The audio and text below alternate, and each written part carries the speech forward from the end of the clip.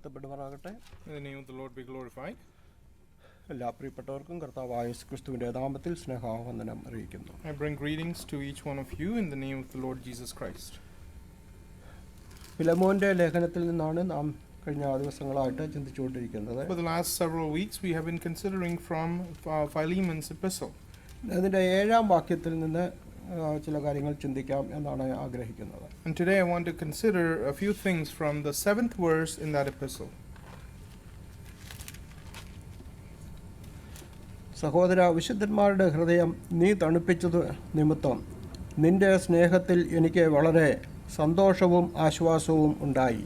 For we have great joy and consolation in your love, because the hearts of the saints have been refreshed by you, brother. വിശുദ്ധന്മാരുടെ ഹൃദയം നീ തണുപ്പിച്ചു എന്നാണ് ഇവിടെ അപ്പോസ്തലനായ പൗലോസ് ഫിലെമോനോടുള്ള ബന്ധത്തിൽ പറയുന്നത്. Apostle Paul, in relation to Philemon, is saying that the hearts of saints have been refreshed. തണുപ്പിക്കുക എന്ന് പറഞ്ഞാൽ അത് റിഫ്രഷ്ഡ്, അല്ലെങ്കിൽ അതിനെ മലയാളത്തിൽ മറ്റു പല വാക്കുകൾ നമുക്ക് പറയാം. ഉന്മേഷം പകരുക, അല്ലെങ്കിൽ ചൈതന്യം പ്രാപിക്കുക, അല്ലെങ്കിൽ ആശ്വസിപ്പിക്കുക, ഉത്സാഹിപ്പിക്കുക, ഇങ്ങനെ വിവിധ വാക്കുകൾ നമുക്ക് നമുക്ക് പറയുവാൻ കഴിയും. So there are several words you can use in place of that word refresh. It is to cool, to give strength, to console, to comfort, many of those words.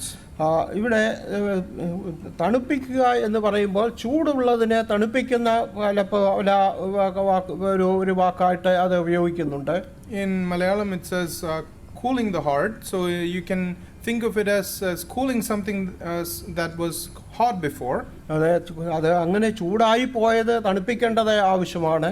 One thing that had gotten hot needs to be cooled. എന്നാൽ അതുപോലെ തന്നെ തണുത്തു പോയത് ചൂടാക്കേണ്ട ആവശ്യമുണ്ട്. But at the same time, that which was made cold needs to be heated up.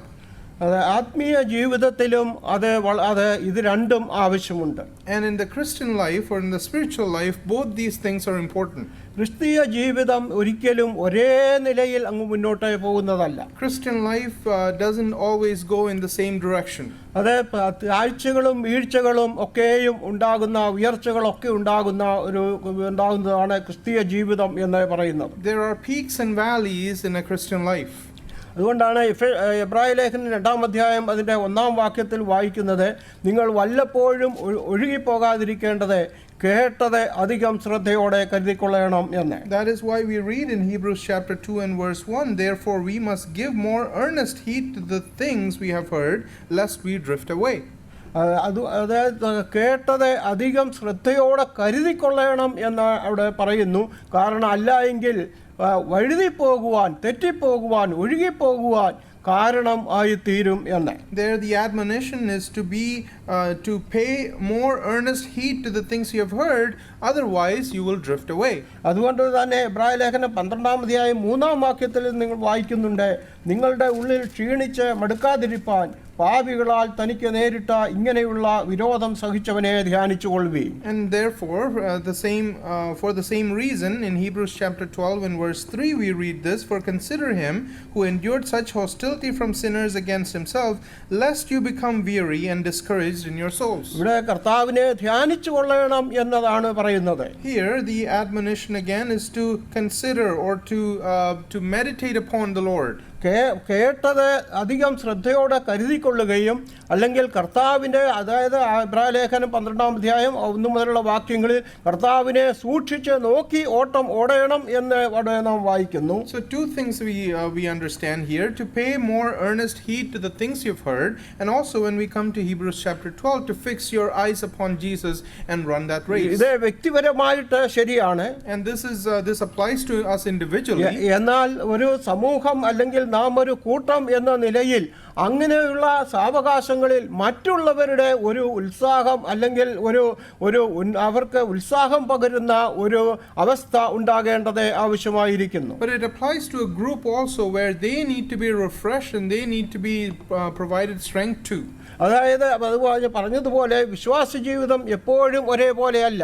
Like I said, the Christian life is not the same all the time. അല്പം താഴ്ച വരുമ്പോൾ, അല്ലെങ്കിൽ ഒരു അല്പം ക്ഷീണിച്ചു പോകുന്നു എന്ന് എന്ന് മറ്റുള്ളവർക്ക് തോന്നുമ്പോൾ ഒരു ഉത്സാഹം പകരേണ്ടത് ആവശ്യമാണ്. It is important to give strength to someone when they are discouraged or when they go through a valley experience. അതേപോലെ തന്നെ ചിലര് അതായത് ചിലപ്പോൾ പുതിയ വിശ്വാസത്തിലേക്കൊക്കെ വന്നവര് അവർക്ക് ചില കാര്യങ്ങൾ ചെയ്യുവാനും ഒക്കെയുള്ള ഉത്സാഹം അങ്ങ് കൂടിപ്പോകുന്നതായിട്ട് കാണുവാൻ കഴിയും. Sometimes we notice in new believers when they are just converted that they are very enthusiastic about things and sharing things. അങ്ങനെയുള്ളവർക്ക് ചിലപ്പോൾ ചില തണുപ്പിക്കേണ്ട അവസ്ഥകളും ഉണ്ടാകും. And sometimes that needs to be cooled down. അങ്ങനെയുള്ളവരെ തണുപ്പിച്ചില്ല എങ്കിൽ അവർ പോയി മറ്റു ചില തെറ്റായ സ്ഥാനങ്ങളിൽ ചെന്ന് പറ്റുന്നതായിട്ട് കാണുവാൻ കഴിയും. And if that's not managed that way, those people may end up in erroneous teachings or doctrines. കഴിഞ്ഞ ദിവസം അങ്ങനെയുള്ള അനുഭവമുള്ള ഒരു സഹോദരനുമായിട്ട് സംസാരിക്കുവാനിടയായി. I had a conversation with such a brother or a brother who had such an experience in recent days. ഞാൻ കോളേജിൽ പഠിക്കുമ്പോൾ ഇത് സ്റ്റുഡൻസിന് ഇടയിലുള്ള പ്രവർത്തനം കൊണ്ട് രക്ഷിക്കപ്പെട്ട് മുന്നോട്ട് വന്നു. He was saved in college as result of a ministry in college. താൻ വളരെ ശുശ്രൂഷകളും ഒക്കെ ആ നിലയിൽ ചെയ്തുകൊണ്ടേ പോയി. And he started doing or being involved in various ministries. അവൻ നമ്മുടെ കൂട്ടായ്മയിലേക്കും വന്ന് 2-3 വർഷം നമ്മുടെ കൂട്ടായ്മയിലായിരുന്നു എന്നാണ് പറഞ്ഞത്. And he came to our fellowship and he was here for 2 or 3 years. എന്നാൽ പിന്നെയും തനിക്ക് ഏതോ ഒരു ദാഹവും ഇതുകൊണ്ടൊക്കെ താൻ ചെന്ന ഒരു കൾട്ടിൽ അല്ലെങ്കിൽ ചെന്നപ്പെട്ടു ഇപ്പോൾ അവിടെ തന്നെയാണ്. But because he wanted more, he ended up in a cult and he is still in that cult.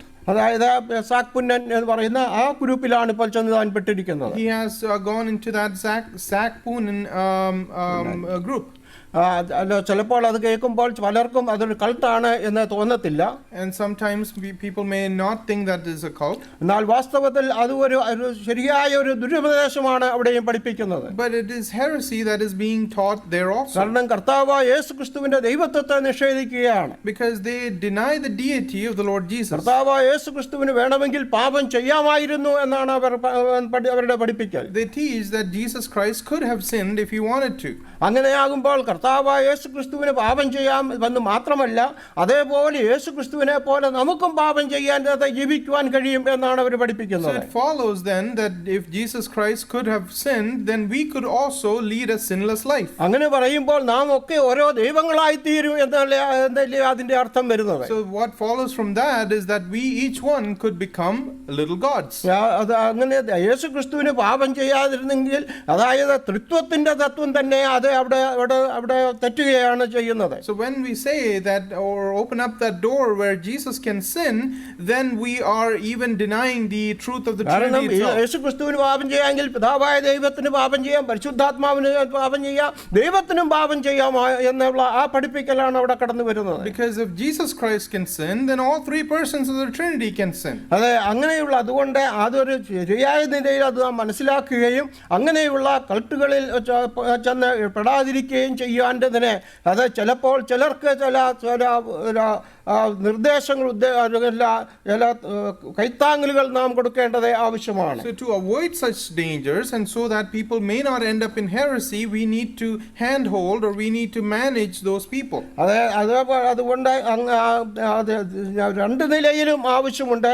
അതായത് തണുത്തിരിക്കുന്നവരെ ഉത്സാഹിപ്പിച്ച് കൊണ്ടുപോകണം. അത് വിശ്വാസ ജീവിതത്തിൽ അത് വളരെ അത്യാവശ്യമായ കാര്യമാണ്. So both these things are important. Those who are cooled down, we need to heat them up and encourage them. അതുപോലെ അനുദിന ജീവിതത്തിലും നമുക്കത് ആവശ്യമുണ്ട്. And also in our own individual lives this is important. നമ്മുടെ ശാരീരികവും മാനസികവുമായ പ്രയാസങ്ങളിൽ ചിലപ്പോൾ നാം തണുത്തു പോകും. Sometimes in our physical and in our mental situations we are cooled down. അത് അങ്ങനെ ക്ഷീണിച്ചു പോകുമ്പോൾ അവർക്കൊരു ഉത്സാഹം ആവശ്യമാണ്. And in those times of discouragement they need strength. ചിലപ്പോൾ അങ്ങനെയുള്ള സമയങ്ങളിൽ അപ്പോൾ അവർക്ക് ഒരു വാക്കുകൊണ്ട് അവരെ താങ്ങുവാൻ കഴിയും. And maybe it's just a word that we can say that may be a refreshment to them. അതാണ് സദൃശവാക്യങ്ങളിൽ പറയുന്നുണ്ട്. 25:11 തക്ക സമയത്ത് പറയുന്ന വാക്ക് വെള്ളിത്താലത്തിൽ പൊന്നാരങ്ങ പോലെ എന്ന് നാം വായിക്കുന്നുണ്ട്. 11. In Proverbs 25 and verse 11 it says a word fitly spoken is like apples of gold in settings of silver. അതെ, തക്ക സമയത്ത് ഒരു വാക്ക് പറയുക എന്ന് പറയുന്നത് അത് വളരെ വളരെ പ്രാധാന്യമർഹിക്കുന്ന കാര്യമാണ്. A timely word is something of great importance.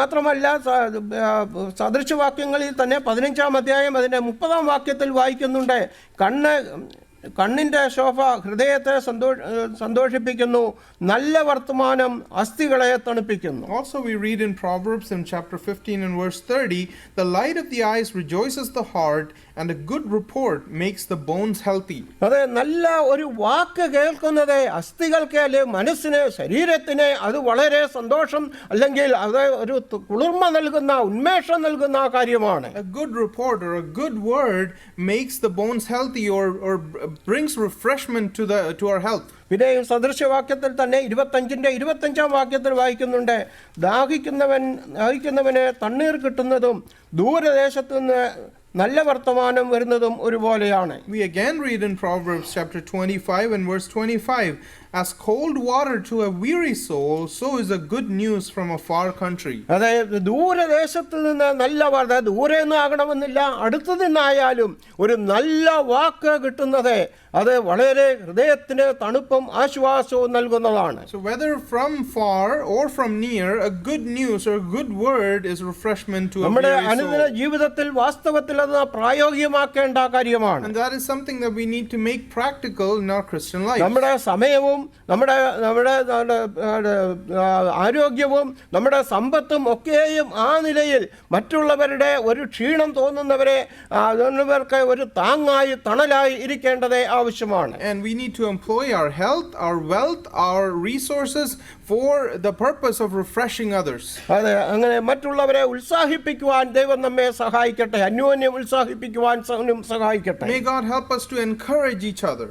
അതേപോലെ ഇവിടെ ഫിലേമോൻ എന്ന വാക്കിന്റെ അർത്ഥം തന്നെ ഒരു അർത്ഥത്തിൽ ഞാൻ കണ്ടത് വത്സലൻ എന്ന അർത്ഥമാണ്.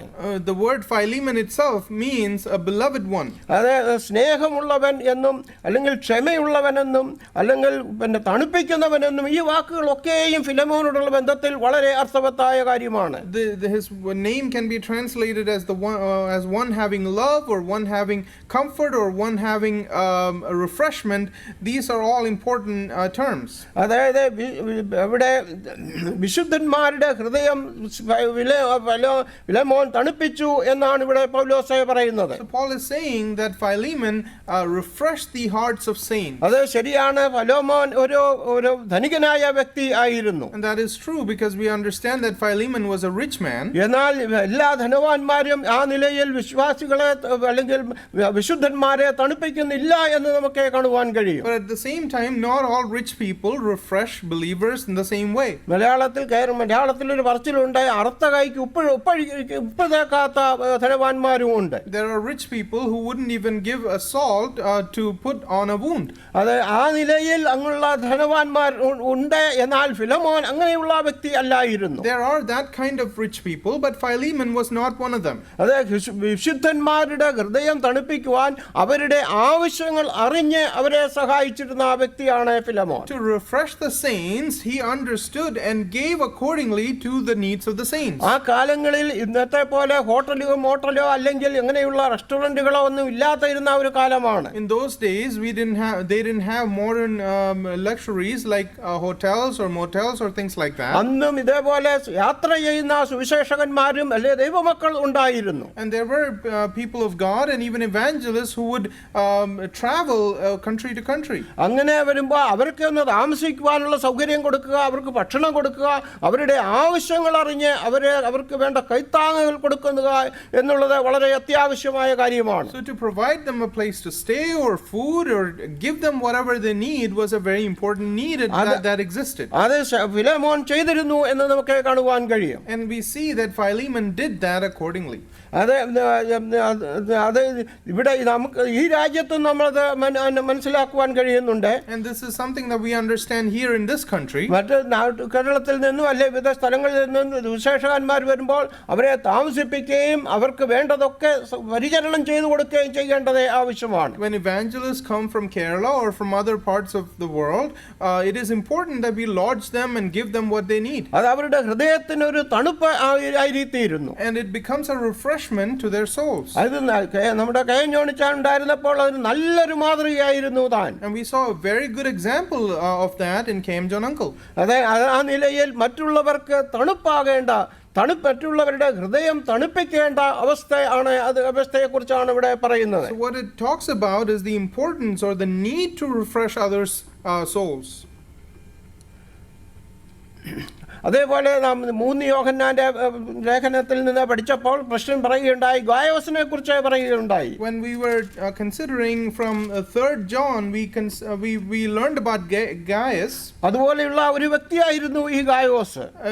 Gaius was the same way. He was a man of similar character. അതെ, അതിഥികളെ സൽക്കരിക്കുന്ന വ്യക്തിയായിരുന്നു. He was one who would receive അവരെ ഭവനത്തിൽ കൈക്കൊള്ളുന്ന വ്യക്തിയായിരുന്നു. He was one who would be hospitable and open up his house അങ്ങനെ for അവർക്ക് others. വേണ്ട എല്ലാ സഹായങ്ങളും ചെയ്യുന്ന വ്യക്തിയായിരുന്നു Gayos. And he was a person who gave them whatever they needed. അങ്ങനെ ആ നിലയിൽ അവർക്ക് വേണ്ടുന്ന അല്ലെങ്കിൽ ദൈവ മക്കളുടെ ആവശ്യം അറിഞ്ഞ് അവരുടെ ആവശ്യങ്ങളിൽ സഹായിക്കുവാൻ നമ്മെയും ദൈവം സഹായിക്കട്ടെ. So may God help us to also help believers to refresh them, knowing what their need is for the time. 3 യോഹന്നാനിൽ തന്നെ ദയോത്രിഫോസിനെ കുറിച്ച് നാം വായിക്കുന്നു, മറ്റുള്ളവരെ അടുപ്പിക്കാത്ത വ്യക്തിയായിരുന്നു എന്ന് നാം അവിടെ കണ്ടു. In contrast, we read in 3rd John about Diotrephes, and he was a man who wouldn't do any of these things for the saints. നാമും അങ്ങനെയുള്ളവരാകാതെ ഈ ഗായോസിനെ പോലെ ഫിലെമോനെ പോലെ മറ്റുള്ളവരെ ആശ്വസിപ്പിക്കുന്നവർ, ധൈര്യപ്പെടുത്തുന്നവർ, ഉന്മേഷം പകരുന്നവർ ആയിത്തീരുവാൻ ദൈവം നമ്മെയും സഹായിക്കട്ടെ. May we be not like him, but just like Gaius, just like Philemon, may we be people who refresh the souls of other saints. ഈ ഫിലെമോന്റെ ലേഖനം തന്നെ അതിന്റെ 20-ാം വാക്യത്തിൽ പൗലോസ് പറയുകയാണ്, നീ എന്റെ ഹൃദയം തണുപ്പിക്കുക എന്ന്. In the same epistle to Philemon in verse 20, Apostle Paul says, you refresh my soul, brother. അത് ഏത് നിലയിൽ ആണ് എന്ന് നാം തുടർന്നുള്ള വാക്യങ്ങളിൽ കാണുന്നുണ്ട്. അത് പിന്നീടുള്ള ദിവസങ്ങളിൽ നമുക്ക് ചിന്തിക്കാം. And how he does that is found in the following verses, and we'll consider that in a future weeks. അത് പൗലോസിന്റെ ജീവിതത്തിൽ തനിക്കും ഈ ആശ്വാസം ആവശ്യമായിരുന്നു. In Paul's own life, this refreshment was needed for him. അത് പല നിലയിൽ തനിക്ക് അത് താൻ അനുഭവിച്ച കാര്യം താൻ ലേഖനങ്ങളിൽ എഴുതിയത് നാം വായിക്കുന്നുണ്ട്. We see various mentions in the epistles of how he experienced this refreshment from others. അതായത് 1 കൊരിന്ത്യർ 16-ാം അധ്യായം അതിന്റെ 16 മുതലുള്ള വാക്യങ്ങൾ വായിക്കുമ്പോൾ, when we go to 1 Corinthians chapter 16 and reading from verse 16 on, അവിടെ 3 പേരുടെ പേര് പറയുന്നുണ്ട്. there are 3 people who are mentioned. സ്തെഫനോസും ഫെർത്തുനത്താസും അഖായിക്കോസും വന്നത് എനിക്ക് സന്തോഷമായി. നിങ്ങളുടെ ഭാഗത്ത് കുറവായിരുന്നത് അവർ നികത്തിയിരിക്കുന്നു. അവർ എൻ്റെ മനസ്സും നിങ്ങളുടെ മനസ്സും തണുപ്പിച്ചുവല്ലോ. ഇങ്ങനെയുള്ളവരെ മാനിച്ചുകൊള്ളുവീൻ. Verse 17, it says, I am glad about the coming of Stephanas, Fortunatus, and Achaicus, for what was lacking on your part they supplied, for they refreshed my spirit and yours. Therefore acknowledge such men. അത് ഈ ഇവിടെ സ്തെഫനാസിനെ കുറിച്ച് പറയുന്ന ആസിയയിലെ ആദ്യ ഫലം ആണ് എന്നാണ് പറയുന്നത്. Here concerning Stephanus, it's said that he is one of the first fruits in Asia. അതെ, ഈ പറയുന്ന വ്യക്തികളൊക്കെയും അഖായയിലെ അവരൊക്കെ പുതിയ വിശ്വാസികളാണ് ആയിരിക്കണേ എന്ന് നമുക്ക് മനസ്സിലാക്കുവാൻ കഴിയും. And what we conclude from this is that these are new believers in Asia.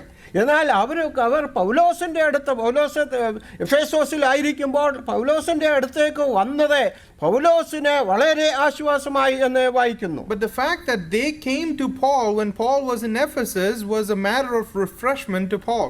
അത് കാരണം പൗലോസിന്റെ ചിലപ്പോൾ ചില ആവശ്യങ്ങൾ ഉണ്ടായിരുന്നു, അവരത് നിർവഹിച്ചു എന്ന് മനസ്സിലാക്കുവാൻ കഴിയും. Because we understand that Paul had certain needs and they were able to help him with those needs. അതുകൊണ്ടാണ് പറയുന്നത്, നിങ്ങളുടെ തങ്ങളുടെ ഭാഗത്ത് കുറവായിരുന്നത് അവർ നികത്തിയിരിക്കുന്നു എന്ന്. And that is why it says that what was lacking on your part, they supplied. ആ സഭ ചെയ്യേണ്ട കാര്യങ്ങൾ ഈ വ്യക്തികൾ ചെന്നപ്പോൾ അവർ അത് ചെയ്തു എന്നാണ് ഇവിടെ കാണുന്നത്. Those things that church needed to do, these people ended up doing, and they supplied that lack. അതെ, അവർ പൗലോസിന്റെയും മാത്രമല്ല, പൗലോസ് അത് ചെയ്തതുകൊണ്ട് ആ സഭയ്ക്കും അത് ഒരു തണുപ്പായി, അല്ലെങ്കിൽ അവരെയും അത് അവർക്ക് ഉത്സാഹമായി എന്ന് ഇവിടെ പൗലോസ് പറയുകയാണ്. And because they did that, it was not only an encouragement to Paul but also to that church, and that's what we mentioned here. അതെ, അങ്ങനെ അതേ നിലയിൽ നമ്മുടെയും ജീവിതത്തിൽ മറ്റുള്ളവർക്ക് സഹായം, അല്ലെങ്കിൽ ദൈവദാസന്മാരെയും നാം സൽക്കരിക്കുന്ന കാര്യത്തിൽ, അവർക്ക് സഹായം ചെയ്യുന്ന കാര്യത്തിൽ നാമും ഉത്സാഹമുള്ളവർ ആയിരിക്കണം. So we should also have enthusiasm in ministering to other saints. അതേപോലെ 2 തീമോഥെയോസ് അതിന്റെ 1-ാം അധ്യായം അതിന്റെ 15-ാം വാക്യത്തിൽ നാം വായിക്കുന്നുണ്ട്. We also read in 2 Timothy chapter 1 and verse 15 on, ആസ്യക്കാരെല്ലാവരും എന്നെ വിട്ടുകളഞ്ഞു എന്ന് നീ അറിയുന്നുവല്ലോ.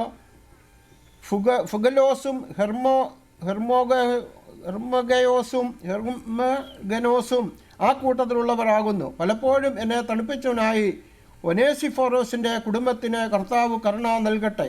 അവൻ എൻ്റെ ചങ്ങലയെക്കുറിച്ച് ലജ്ജിക്കാതെ അവൻ റോമയിൽ എത്തിയ ഉടനെ താൻ താൽപ്പര്യത്തോടെ എന്നെ തിരഞ്ഞ് കണ്ടെത്തുകയും ചെയ്തു. ആ ദിവസം കർത്താവിൻ്റെ പക്കൽ കരുണ കണ്ടെത്തുവാൻ കർത്താവ് അവന് സംഗതി വരുത്തട്ടെ. എഫേസോസിൽ വെച്ച് അവൻ എനിക്ക് എന്തെല്ലാം ശുശ്രൂഷ ചെയ്തുവെന്ന് നീ അറിയുന്നുവല്ലോ.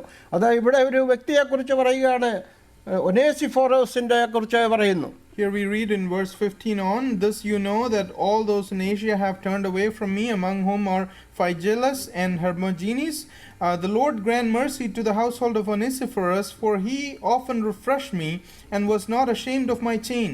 But when he arrived in Rome, he sought me out very zealously and found me. The Lord grant him that he may find mercy from the Lord in that day, that you know very well how many ways he ministered to me at Ephesus." So here we read of Onesiphorus as a highlight. ഇവിടെ ആസ്യക്കാരെ കുറിച്ച് പറയുന്നത് പൗലോസിന്റെ ആവശ്യത്തിൽ പൗലോസിനെ സഹായിക്കേണ്ടവർ തന്നെ വിട്ടുപോയി എന്ന് പൗലോസ് ദുഃഖത്തോടെ പറയുകയാണ്. So concerning people of Asia, he is saying that those people who should have helped him, they turned away from him. എന്നാൽ ഇവിടെ ഒരു വ്യക്തിയെ കുറിച്ച് പറയുകയാണ്, ഒനേസിഫോറസ്. അവൻ പൗലോസിന് വേണ്ടി ചെയ്ത കാര്യങ്ങൾ പൗലോസ് ഇവിടെ എടുത്ത് പറയുകയാണ്. But this particular man Onesiphorus, he did things for Paul, and he is being highlighted by Paul.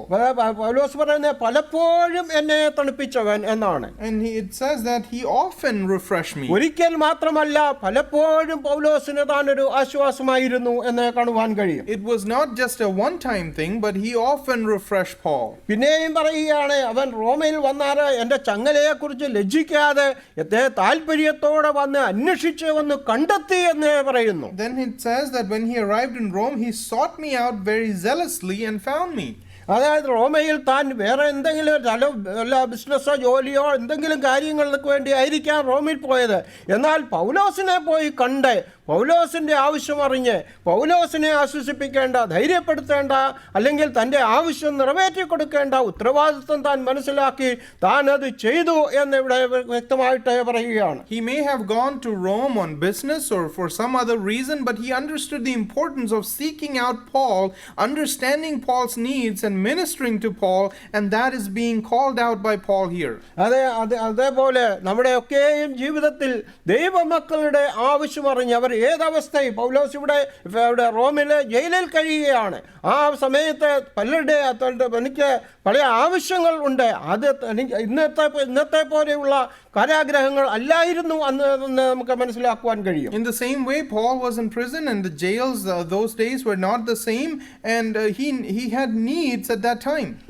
അത് അങ്ങനെയുള്ള തൻ്റെ ആവശ്യം ഈ ഒനേസിഫോറസ് തൻ്റെ ചങ്ങലയെ കുറിച്ച് ലജ്ജിക്കാതെ ഒരു തടവുകാരനാണ് എന്നുള്ള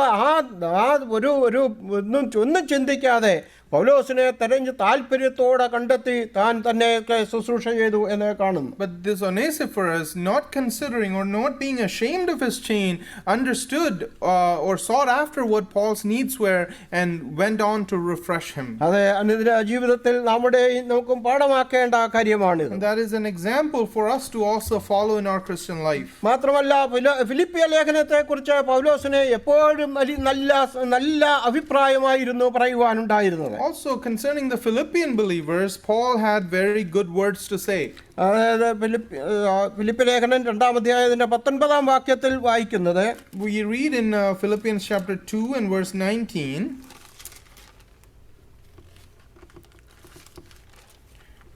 but I trust in the Lord Jesus also to send Timothy to you shortly, that I also may be encouraged when I know your state. അതായത് എന്നാൽ നിങ്ങളുടെ വസ്തുത അറിഞ്ഞിട്ട് എനിക്ക് മനം തണുക്കേണ്ടതിന് തീമോഥെയോസിനെ വേഗത്തിൽ അങ്ങോട്ട് അയക്കാം എന്ന് ഞാൻ കർത്താവായ യേശുവിൽ ഞാൻ ആശിക്കുന്നു. അതായത് പൗലോസിന് ആ ഫിലിപ്പിയിലുള്ള സഭയെക്കുറിച്ച് വളരെ ആശങ്കയുണ്ടായിരുന്നു. There was much concern in the heart of Paul concerning the Philippian church. കാരണം അവിടെ താൻ കാരാഗ്രഹത്തിലായിട്ട് പിന്നീട് അവിടുന്ന് താൻ പോകുകയാണ്. Because he was in prison there, and from there he departed. അവിടെ ഒരു സ്ഥലം സഭ അവിടെ ഉണ്ടാകുവാൻ കാരണമായി. And as a result, there was a local assembly that formed there. അന്നേരം അവിടെയുള്ളവർ എങ്ങനെ ആയിരിക്കുന്നു എന്നത് അറിയുവാൻ പൗലോസിന് ആഗ്രഹമുണ്ടായിരുന്നു, അല്ലെ താല്പര്യമുണ്ടായിരുന്നു. But Paul had great desire to understand what came of that church. എന്നാൽ അത് മാത്രമല്ല, പൗലോസിനെ കുറിച്ച് അവർക്കും അതിലും വലിയ താല്പര്യമായിരുന്നു ഉണ്ടായിരുന്നത്. And also that church, people from that church also had great desire to know concerning Paul. പൗലോസിന്റെ ആവശ്യങ്ങൾ അറിഞ്ഞ് അതത് സമയങ്ങളിൽ അവർ പൗലോസിനെ വേണ്ട ശുശ്രൂഷകൾ ചെയ്തിരുന്നു. Because those people had helped Paul according to what needs Paul had at any given time. അതേക്കുറിച്ച് 4-ാം അധ്യായം അതിന്റെ 14 മുതലുള്ള വാക്യത്തിൽ താൻ പറയുന്നത്, Paul talks about that in chapter 4 and starting at verse 14. എങ്കിലും എന്റെ കഷ്ടതയിൽ നിങ്ങൾ കൂട്ടായ്മ കാണിച്ചത് നന്നായി. Nevertheless, you have done well that you shared in my distress.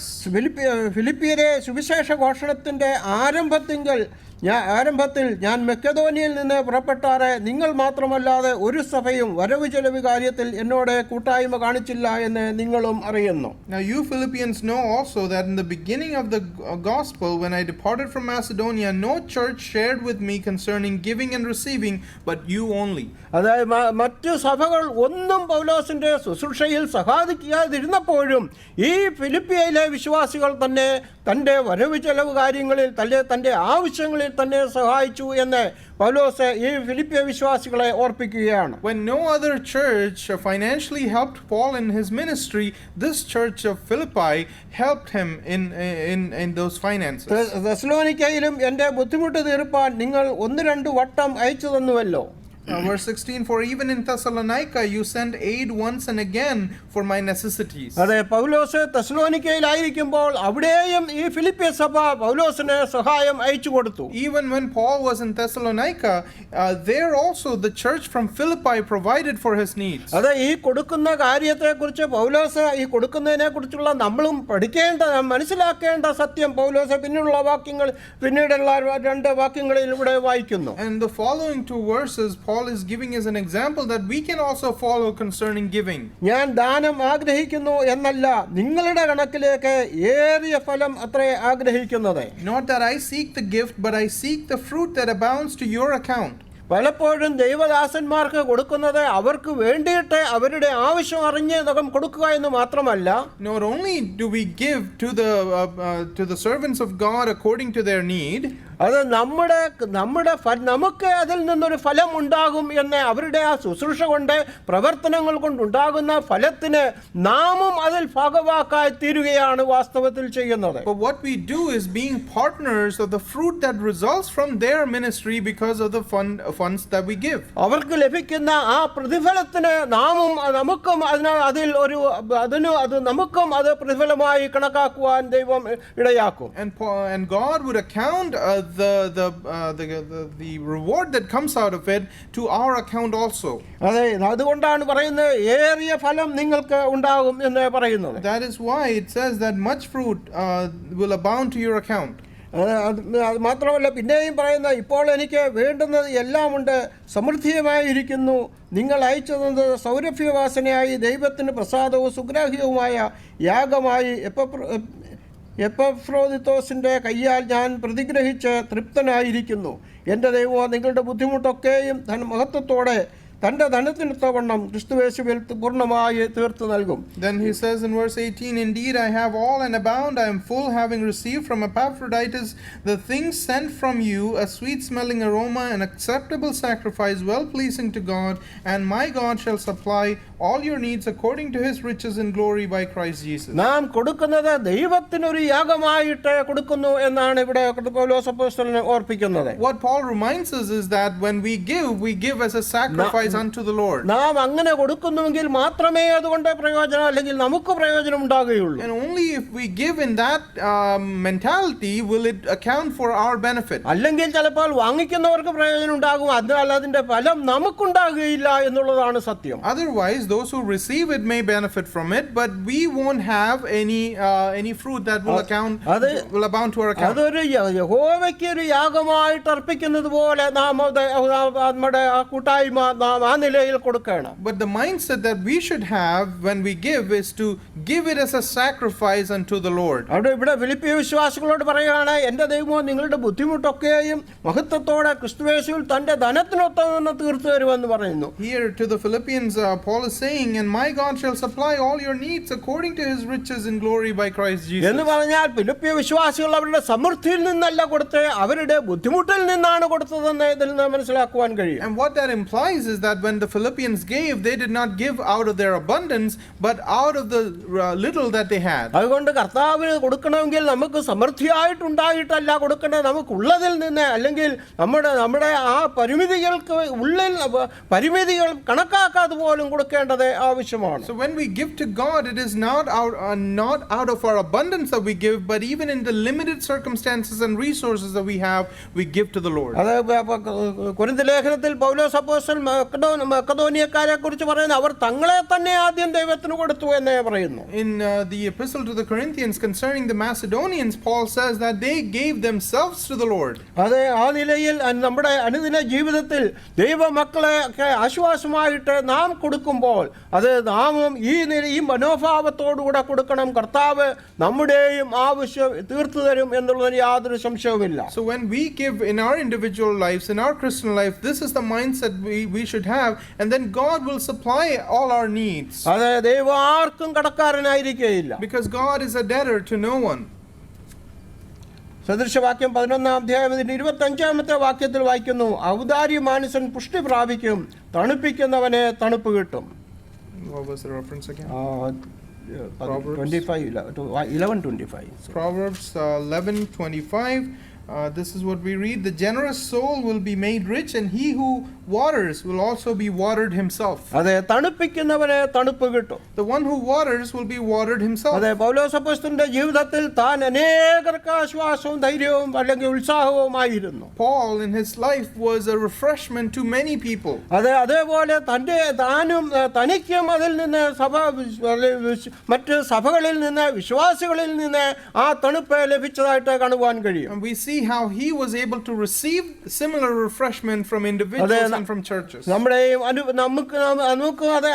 നമുക്കും ആ നിലയിൽ നാം മറ്റുള്ളവരെ ഉത്സാഹിപ്പിക്കുമ്പോൾ നമ്മെയും ഉത്സാഹിപ്പിക്കുവാൻ ചിലരൊക്കെ ഉണ്ടായിരിക്കും എന്നുള്ളതിന് യാതൊരു സംശയമില്ല. And it goes without question that when we go and encourage people and refresh people, we receive similar encouragement and refreshment from others. അതായത് 23-ാം സങ്കീർത്തനത്തിന്റെ 3-ാം വാക്യത്തിൽ വായിക്കുന്നുണ്ട്, നീ എന്നെ